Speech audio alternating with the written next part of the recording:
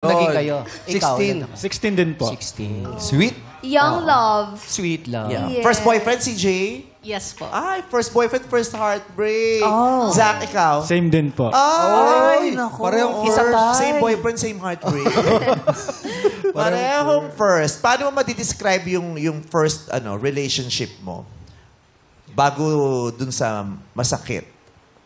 It was a roller coaster po talaga Kaya pala mo lang bati. Hello, Madam Bibro. Mahilig pala sumakay sa roller. Kaya pala, bibilang galingan pala. Ngayon naintindihan na namin.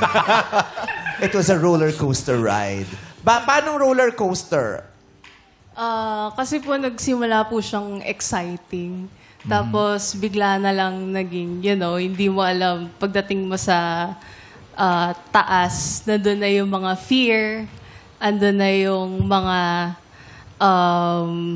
hindi mo alam if masusurvive mo pa ba. Yun po. Ikaw, Zach, paano mo i-describe yung ngayong relationship? Parang similar lang din po. Parang roller coaster.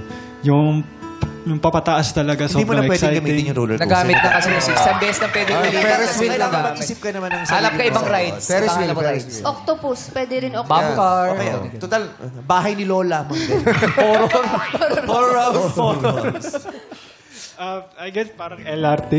Ay, LRT. LRT, oh. Pero teka lang, walang pataas yun. Ay, kasi pag, di ba, pag... Ang dami daw sira. Parang LRT ba't? Ang daming sira. Tapos ang tagal bago magawa. Oo. I guess parang ganun lang din po. Like, yung simula talaga, may excited ka, yung magbibigay ka talaga ng effort kasi first love mo eh. Like, lalo na, 16 kami yun. Infatuated at saka puberty, sobrang mahal na mahal ko siya yun. Pero dumating yung panahon na college na isang bagsakan na yung mga responsibilities. Ayun, bigla na lang lumaho lahat ng yung nagagawa ko sa kanya. Ano yung mga first na na-experience mo dito sa relasyon na ito, CJ? Yung maaari mo lang i-share sa TV. Yung wholesome. Puro mga pasaway moments po Talaga like? Takas, first takas. Tumatakas po talaga kami. Tapos, sampal ng nanay mo. Dito ka naka-experience sa first Strict po sampal kasi ng nanay. parents niya. Ha? Strict po kasi yung family niya. Apo. yun po, yung mga pagtakas naming dalawa. And then yung mga dati sinasabi ko sa sarili ko na hindi ko to gagawin pag nagka-boyfriend ako.